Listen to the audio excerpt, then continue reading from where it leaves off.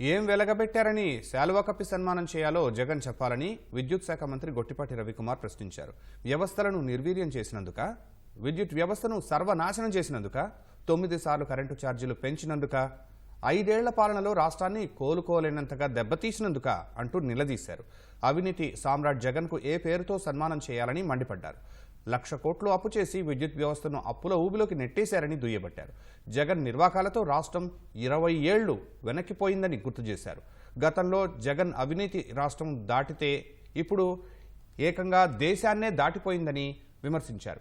రాష్ట్రం పరువు తీయటమే కాకుండా ఇంకా గొప్పలు చెప్పుకుంటారా అని ఆగ్రహం వ్యక్తం చేశారు. అవినీతిని కూడా గొప్పగా చెప్పుకోవటం జగన్కే సాధ్యమని మంత్రి గొట్టిపాటి రవికుమార్ ధ్వజమెత్తారు.